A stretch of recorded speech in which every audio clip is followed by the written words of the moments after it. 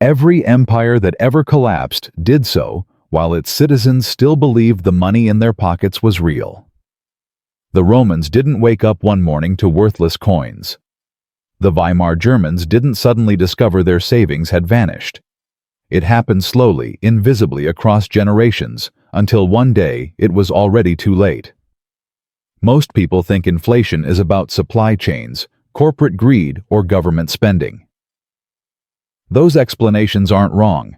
They're just incomplete. What you're about to see isn't speculation or conspiracy. It's a pattern documented, repeated, and happening right now. To understand where the dollar is headed, we need to go back 2,000 years to where this playbook was first written. Marcus Aurelius Fortunatus still remembers the exact moment he realized something was wrong. It was 241 AD in a small market stall outside Rome where he had spent 30 years as a grain merchant. A farmer had just handed him a stack of freshly minted Antoniniani for a season's worth of wheat coins that should have represented a small fortune. But when Marcus scratched one with his thumbnail, he saw it immediately beneath a paper-thin wash of silver. The dull brown of copper stared back at him. He was holding bronze, painted to look like money. The farmer wasn't trying to cheat him. The Roman government was. Here is a number that should keep you awake at night. The Roman denarius. The dollar of the ancient world maintained 95% silver content for over 300 years. It was the most trusted currency in human history. And then, over the course of just 2 centuries, it fell to less than 2% silver. Not because of invasion, not because of plague, not because of military defeat. The Roman government did this deliberately, systematically to its own people. Now, here's the part most people get wrong. When we talk about the fall of Rome, we imagine barbarians smashing through gates, soldiers fleeing in chaos, fire consuming the eternal city. That makes a good movie. It also misses the point entirely. By the time the Visigoths arrived, Rome had already hollowed itself out from the inside. The barbarians didn't conquer an empire. They inherited a corpse, and the murder weapon wasn't a sword. It was a coin. Picture a map of the Roman Empire at its height, stretching from the rain-soaked hills of Britain to the sun-bleached deserts of Syria, from the forests of Germany to the fertile banks of the Nile. Every road, every aqueduct, every legion, every courthouse in this vast territory ran on a single currency, the denarius. When a soldier in Britannia received his pay, he knew exactly what it could buy. When a merchant in Alexandria priced his goods, he used the same standard. This monetary unity wasn't just convenient. It was the invisible architecture that made civilization possible. Lucia Septimia grew up watching her father count denarii by candlelight in their small pottery workshop in Ostia. She was 9 years old in 64 AD when she learned what those coins meant. Her father had saved 4,000 denarii over 15 years, enough to buy a small farm outside the city, enough to escape the cramped streets and start a new life. She remembers him stacking the coins in neat towers on their wooden table, counting them again and again, promising her mother that by next spring they would breathe clean air. Then Rome burned, and Emperor Nero needed money. What Lucia's father didn't know, what no one outside the imperial mint could have known, was that in the months following the Great Fire, Nero had quietly changed the recipe of the denarius. The silver content dropped from 98% to roughly 90%. The weight decreased slightly. To the naked eye, the coin looked identical. It spent the same. It felt almost the same in your hand. But mathematics doesn't lie. For every million denarii the government collected in taxes, it could now mint 1.1 million new coins. Free money conjured from nothing. Why doesn't everyone who owns a currency get to vote on whether it's debased? This is a question no Roman ever thought to ask, because by the time they understood what was happening, it was already irreversible. That's the genius of currency debasement. It's theft without a crime scene. There's no moment when soldiers break down your door and seize your savings. Instead, your savings simply buy less year after year while the numbers stay the same. You feel poorer without knowing who robbed you. Gaius Petronius Maximus was 22 years old when he joined the Roman legion in 198 AD, stationed along the Danube frontier. His annual salary was 300 denarii, enough his recruiter promised to buy land when his service ended. 25 years later, when Gaius finally received his discharge, his accumulated pay was technically worth a fortune. On paper, he was wealthy. But by 223 AD, those same coins bought less than a quarter of what they could when he enlisted. The farm he had dreamed of now cost 4 times his savings. Gaius had served Rome faithfully for a quarter century, and Rome had stolen his retirement without drawing a sword. He spent his final years working as a night watchman in a city that no longer felt like home. And here's where the story turns. Because everything that happened in Rome, the slow debasement, the invisible theft, the transfer of wealth from citizens to government, is documented, dated, and measured. We know exactly how much silver was in each emperor's coins. We know precisely how prices rose decade by decade. We have tax records, military payrolls, merchant accounts. This isn't ancient mystery, it's ancient accounting. The denarius lost 96% of its silver content over 200 years. The American dollar has lost over 98% of its purchasing power in just over 100 years. If you bought a house in 1913 for $5,000, that same house would cost you roughly $150,000 today, not because houses got better, but because dollars got worse. The faces on the currency are different. The printing technology has changed, but the pattern is identical. What Lucia's father couldn't see from his pottery workshop, what Gaius couldn't understand from his frontier outpost, was that they were living through a controlled demolition. Each emperor who debased the currency told himself it was temporary. Each one promised that prosperity would return. Each one passed the problem to his successor slightly worse than before. And somewhere in Rome, in a palace built with debased coins, someone understood exactly what was happening and chose to do it anyway. But here's what made Rome different from every monetary collapse that came before it. The empire lasted long enough for us to watch the entire process unfold in slow motion, documented across centuries. We can see exactly when the lying started. We can measure exactly how the trust eroded. We can trace exactly how an empire committed suicide with its own currency. Which brings us to a teenager named Nero, a fire that destroyed a city, and a decision that would echo for 2,000 years. The Roman Senate didn't control the mint. The Roman people didn't vote on monetary policy. From the moment Augustus became emperor, the power to create money belonged to exactly one person, the man wearing the purple. And this single fact explains everything that followed. Think of it like this. Imagine you could print money in your basement and everyone in your neighborhood had to accept it. Not counterfeit money. Legal money backed by your authority, punishable by death to refuse. You'd face a very specific temptation. Why work when you can print? Why save when you can spend? Why tell the truth about what your money contains when lying is so much easier? This was the position of every Roman emperor. Absolute power over currency, with zero accountability to those who used it. The Roman monetary system rested on a simple promise. A denarius contained approximately 4.5 grams of silver. Period. No central bank, no inflation targets, no economic theory, just metal you could weigh and verify. A merchant in Damascus could bite a coin, scratch its surface, measure its heft, and know exactly what he held. This brutal simplicity made the denarius trustworthy across 3 continents and 30 generations. But here's what most people get wrong about sound money. It doesn't prevent government spending. It doesn't stop wars or palaces or public works.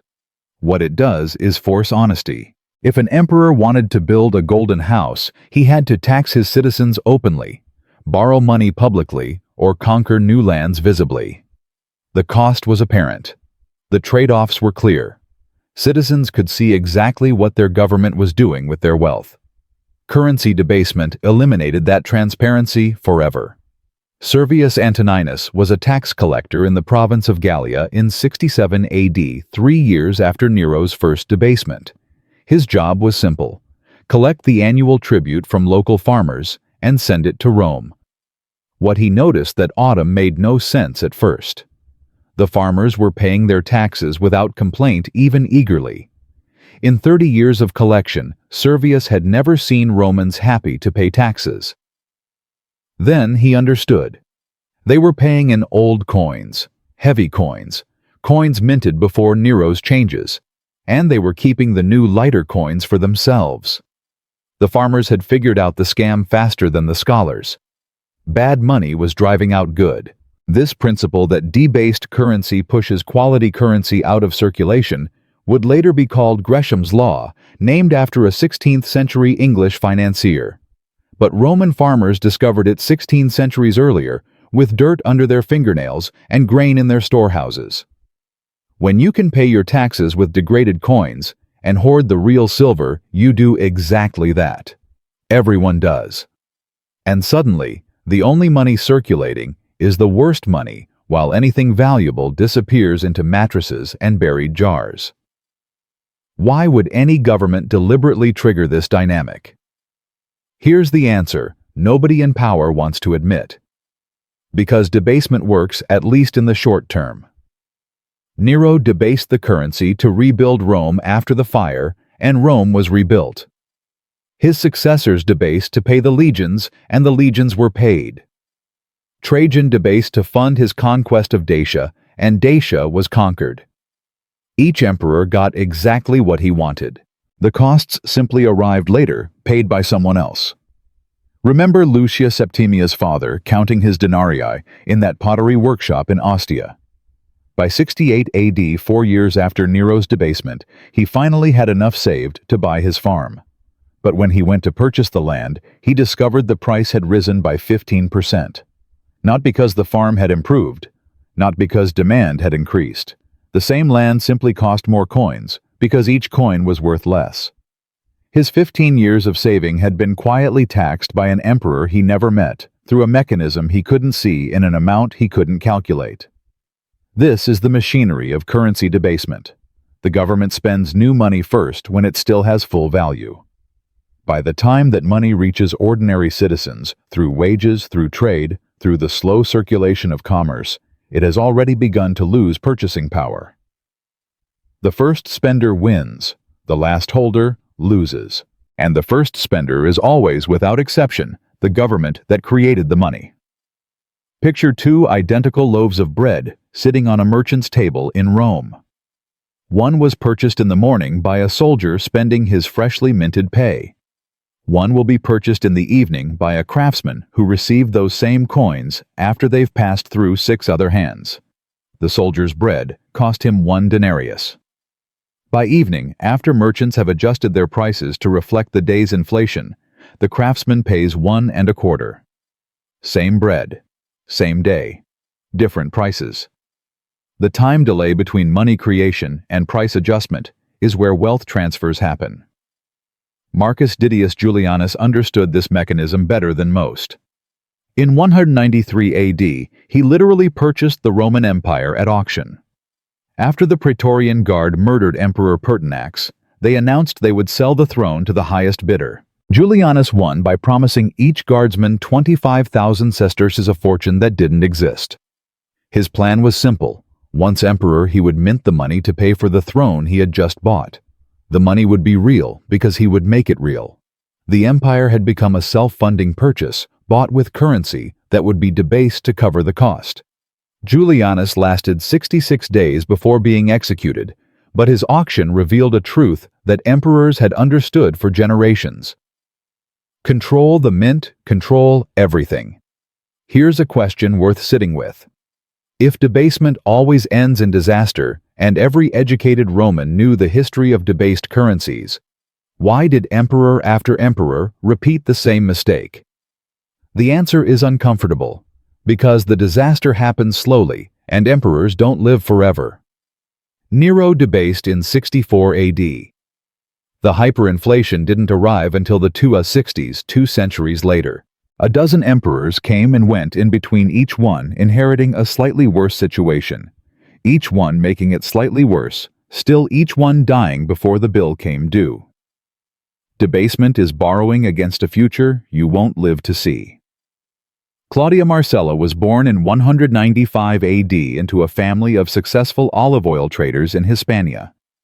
Her grandfather had built the business. Her father had expanded it across 3 provinces. By the time Claudia took over in 238 AD, the family ledger showed more money than ever before. But the money bought less olive oil each year. Suppliers demanded higher prices. Shipping costs doubled, then tripled. The family fortune grew on paper while shrinking in reality. Claudia spent her final years selling off the warehouses her grandfather had built, trying to convert increasingly worthless coins into land, into gold, into anything that would hold its value. 3 generations of work evaporated by an invisible tax that appeared in no ledger and was voted on by no citizen. The mechanism was now self-perpetuating. Each debasement created the need for further debasement. Higher prices meant higher government costs. Higher costs meant larger deficits. Larger deficits meant more currency creation. More currency meant higher prices.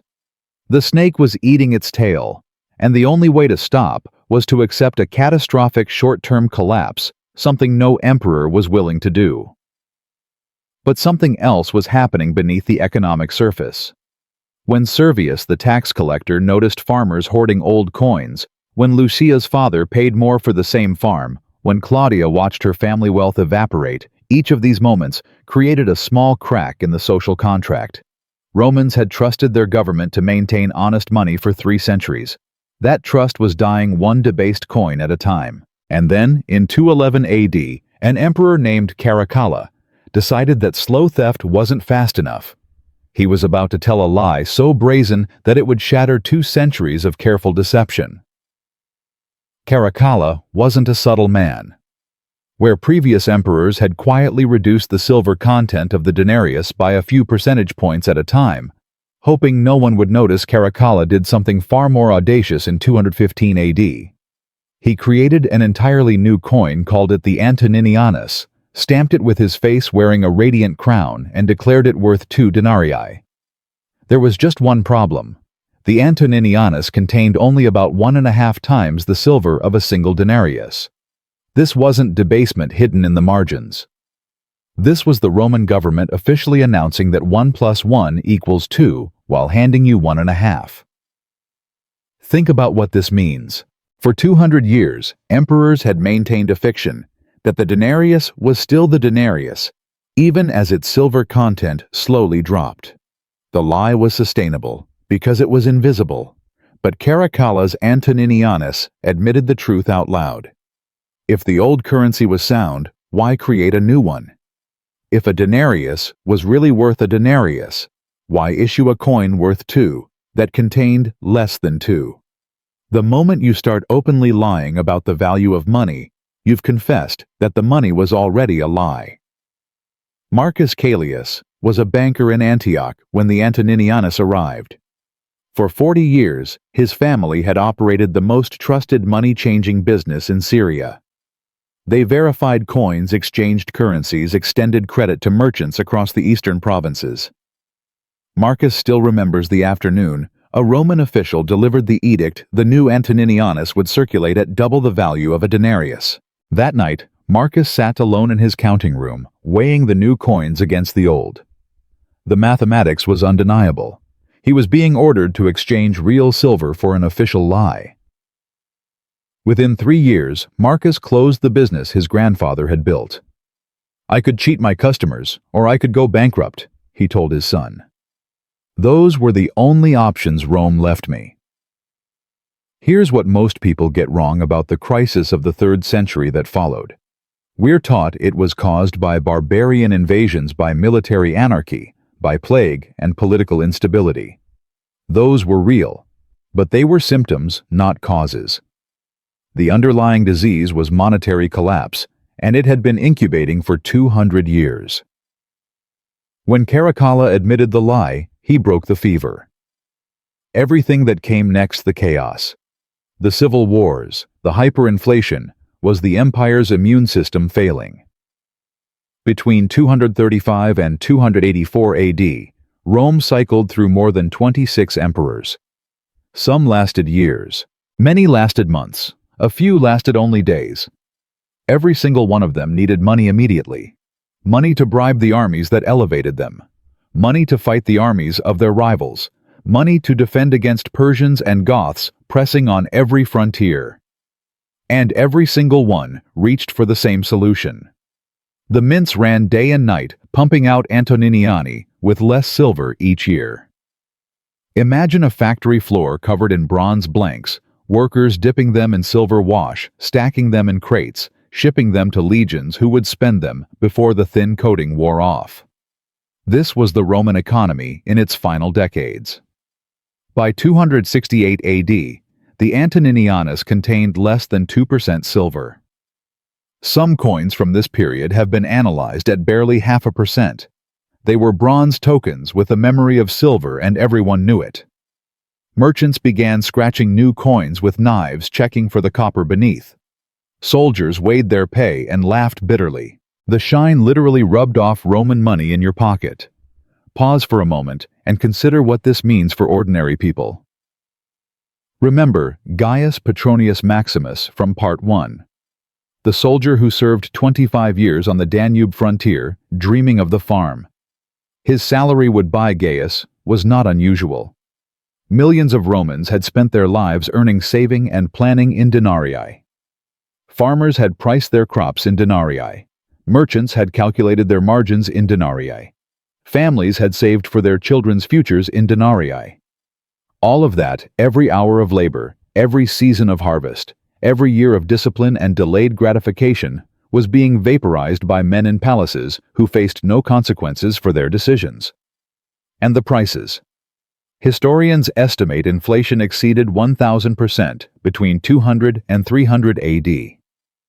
Some scholars put it as high as 15,000% over the century. A measure of wheat that cost half a denarius in the 1st century cost thousands of debased Antoniniani by the 3rd century. But these numbers are abstractions. Let me show you what they meant in practice.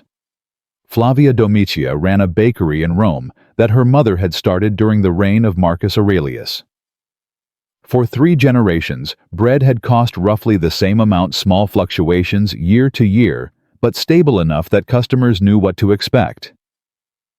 By 270 AD, Flavia was changing her prices every few days.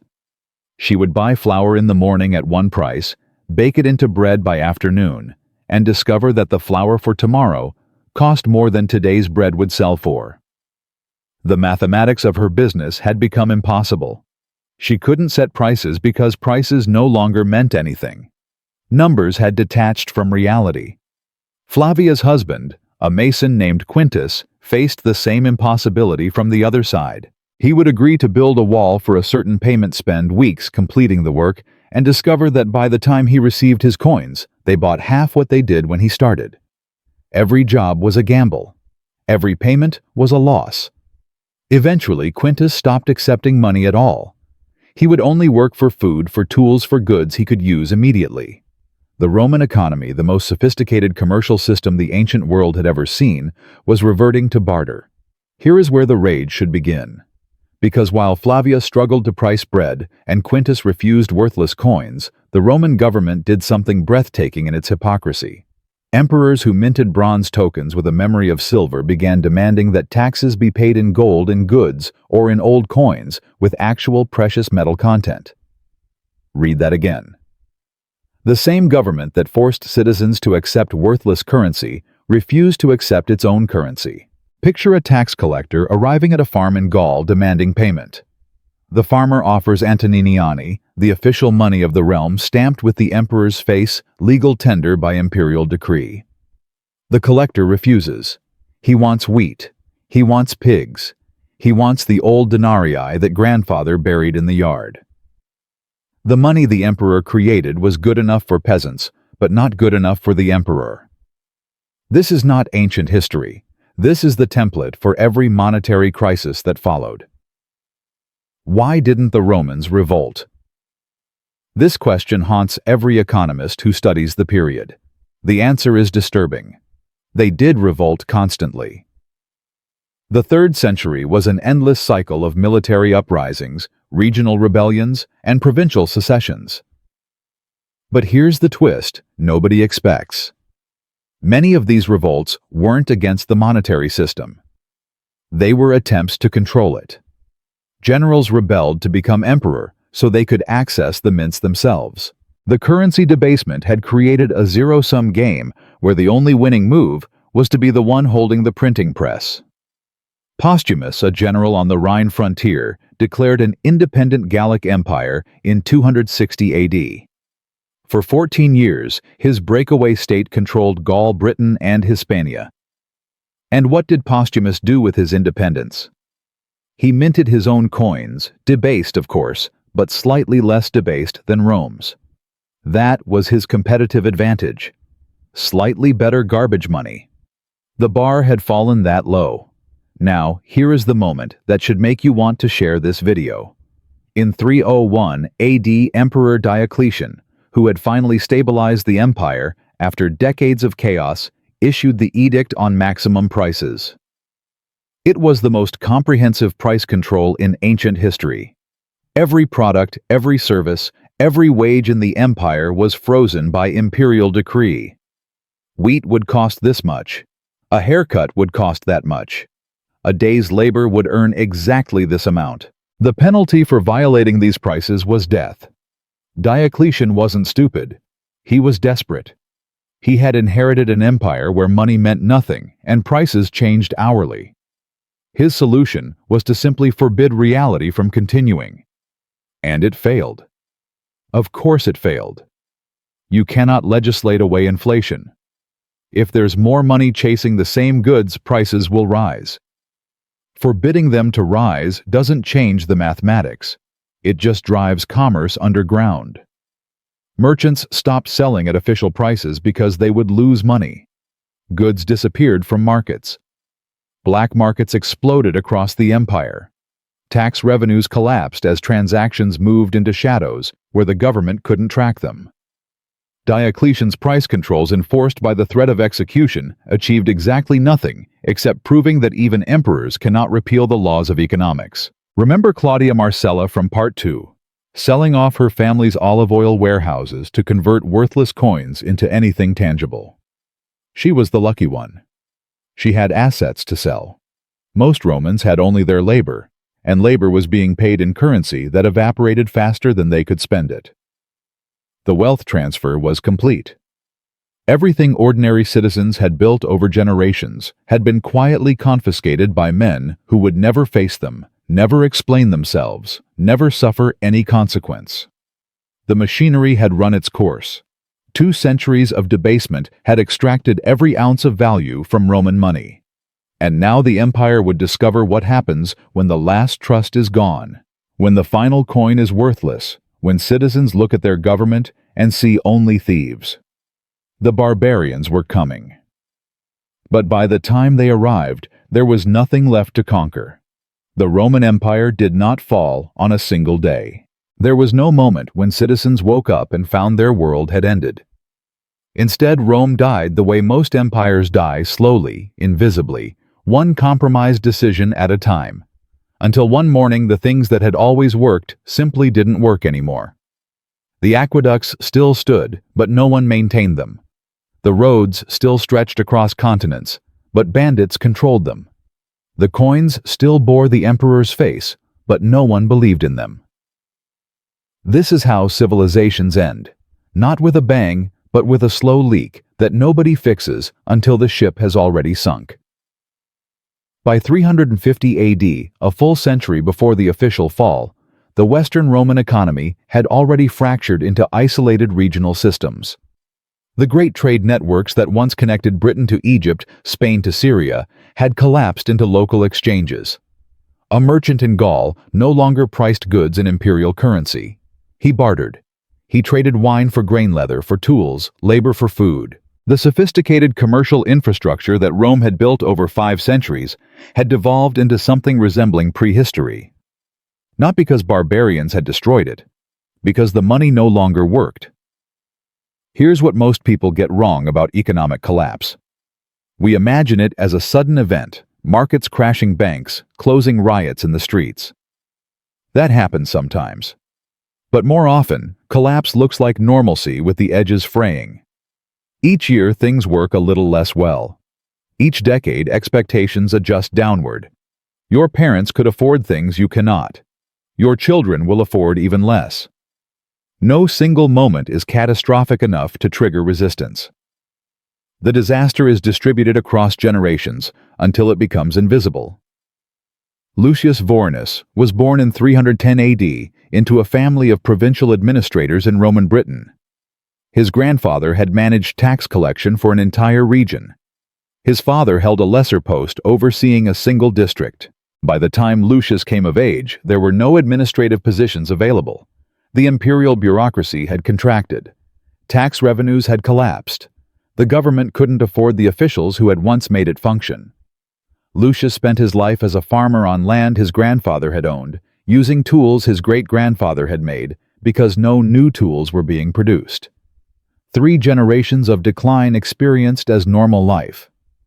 But here's the twist that changes everything. Not everyone lost.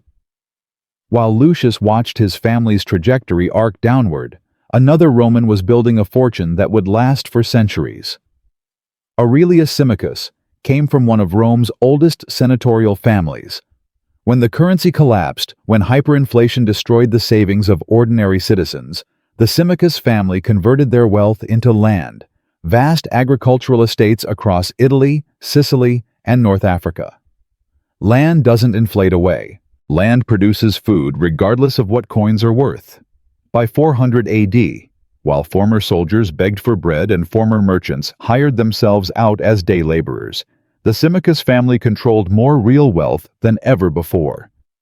The monetary collapse that impoverished millions had enriched them beyond imagination. This is the hidden mathematics of currency debasement.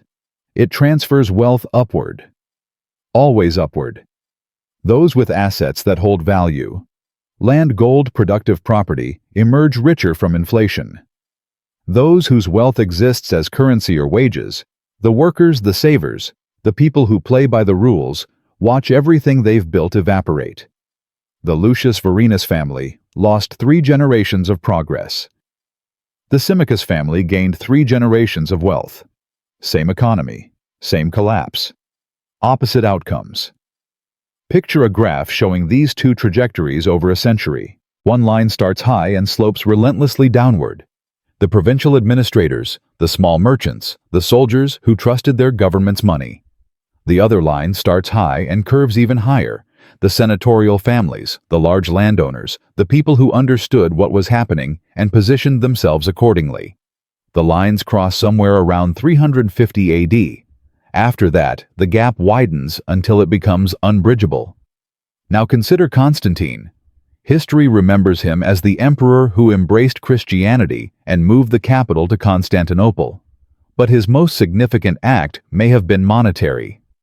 In 309 AD, Constantine introduced the gold solidus, a coin of genuine precious metal content that would remain stable for 700 years. The solidus was sound money. It held its value. It facilitated trade and preserved wealth across generations. There was just one problem. It wasn't for everyone. The gold solidus circulated among the wealthy, the military elite, the upper bureaucracy. Ordinary Romans, the farmers, the craftsmen, the laborers, continued using bronze and copper coins that were still being debased, still losing value, still transferring their meager savings to the government with every transaction. Rome had created a 2-tier monetary system. Sound money for those who mattered, debased money for those who didn't. Why would any government deliberately impoverish its own citizens? The question answers itself when you follow the money. Debasement funded the armies that kept emperors in power. It paid for the bread distributions that prevented urban riots. It built the walls that held barbarians at bay for another generation. Each emperor faced an impossible choice: destroy the currency slowly or lose power immediately. Every single one chose to stay in power. The citizens who suffered were abstract statistics, people who would never enter the palace or challenge the throne. The soldiers who might rebel were immediate present armed. Julia Domna was born in 380 AD in a small village outside Ravenna. Her father had been a prosperous leather worker. Her mother came from a family of successful bakers. By the time Julia reached adulthood, both trades had essentially vanished.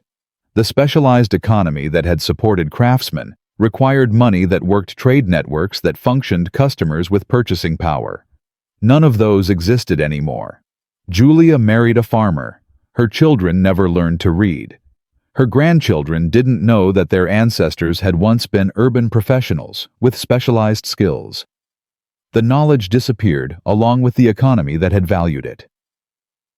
Compare Julia's trajectory to what was happening simultaneously in Constantinople. The Eastern Empire, richer, more defensible, better administered, had stabilized around Constantine's gold solidus. While the West fragmented into barbarian kingdoms, the East maintained functioning markets, international trade, and a literate bureaucracy. The same Roman system, the same Roman currency crisis, produced opposite outcomes based on one variable: whether leaders chose sound money or continued debasement. Here is a number that should haunt you. The Western Roman Empire's tax revenues in 450 AD were roughly 5% of what they had been in 150 AD. Not because the territory had shrunk by 95%. Not because the population had declined by 95%. Because 95% of economic activity had moved outside the monetary system entirely. Barter doesn't generate tax revenue. Black markets don't fund governments. When you destroy the currency, you destroy your own ability to govern.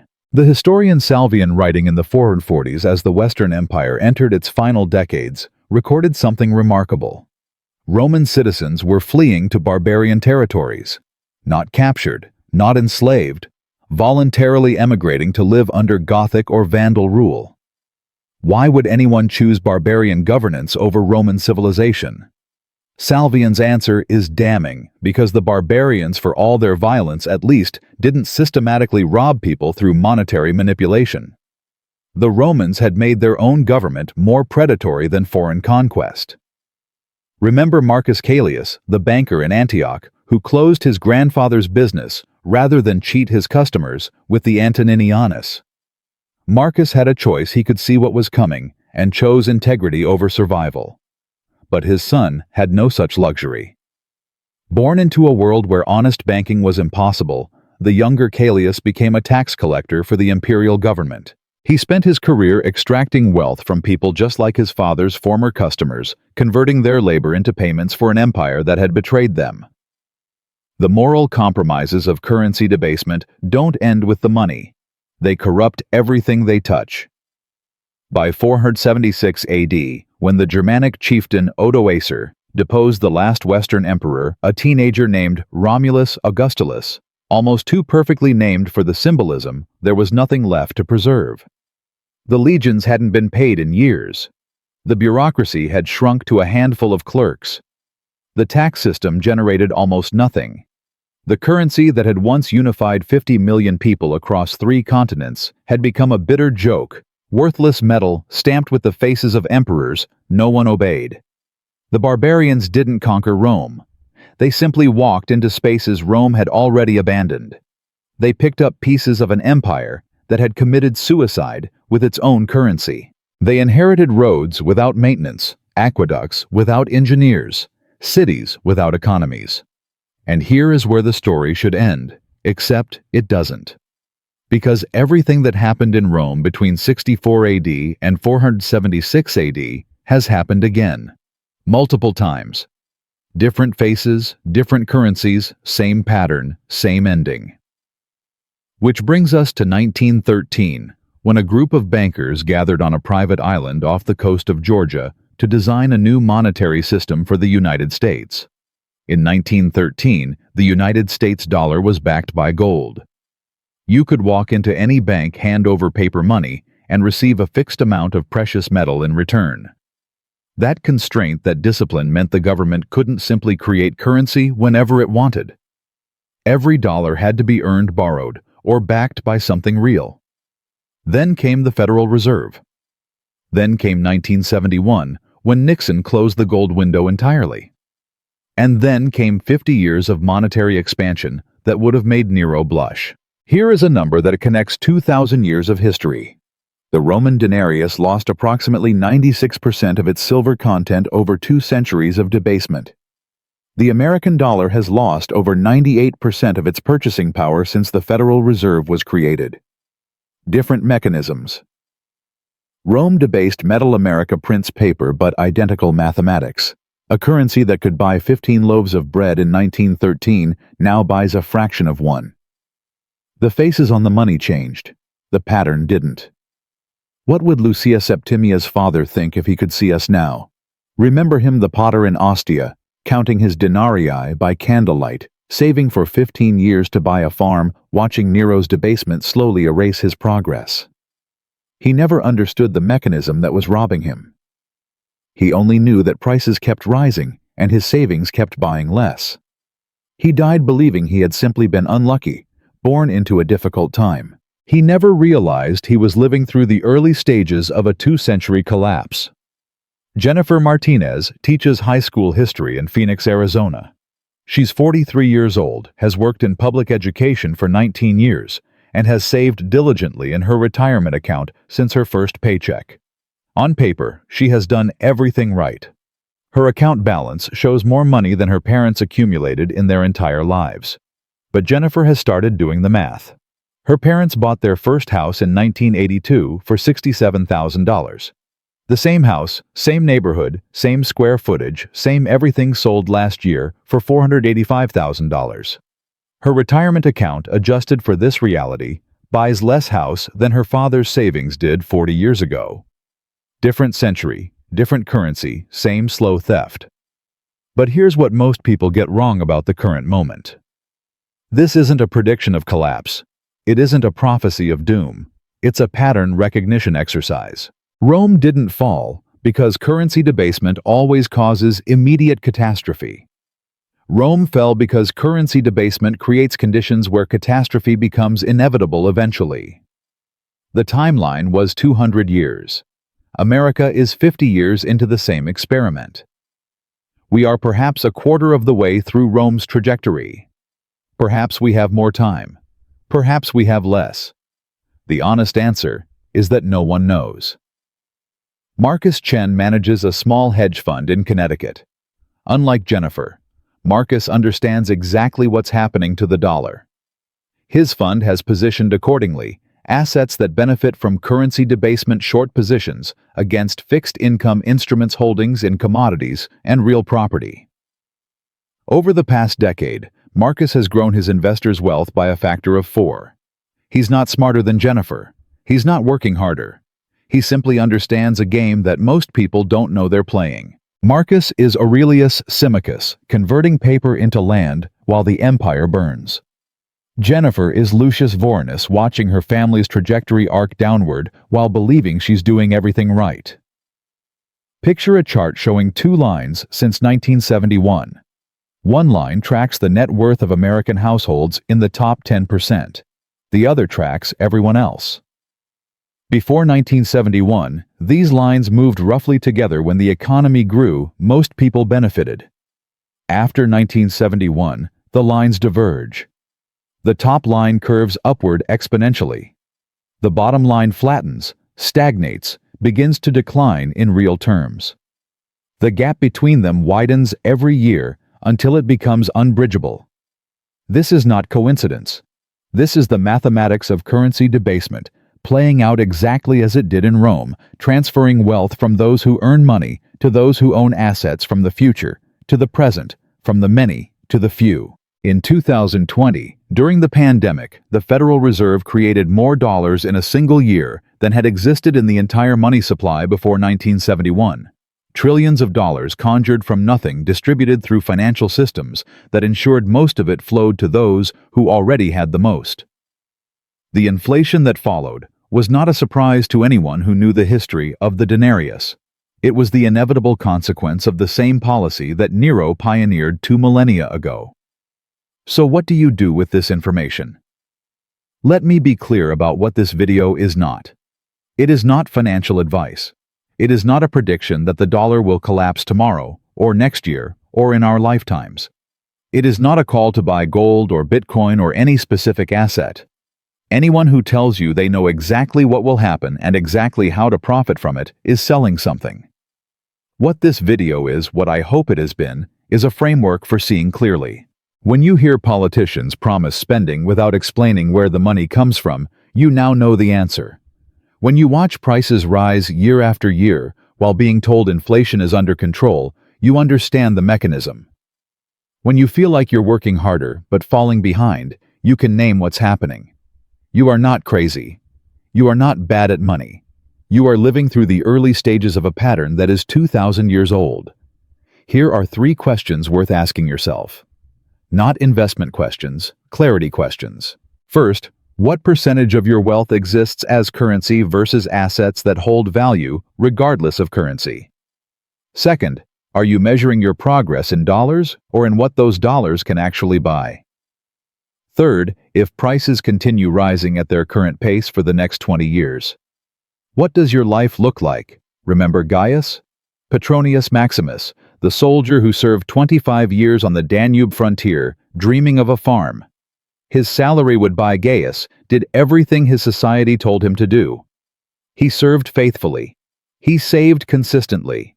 He trusted the system. And the system betrayed him so slowly, he never saw it happening until his dream was already impossible.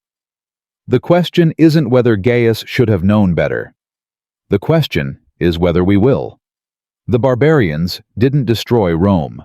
Rome destroyed itself, one debased coin at a time across generations that each believed the decline was temporary.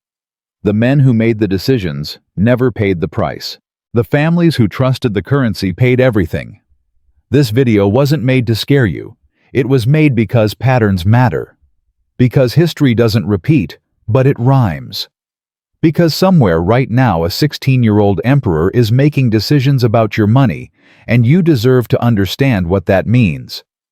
The denarius went from 95% silver to 2%. The dollar has lost 98% of its purchasing power. Rome told itself the debasement was temporary necessary just this once. Every generation of Roman citizens believed they would be the exception. They were all wrong. The only question left is the one Rome never answered in time. Knowing what you now know, what will you choose to do differently?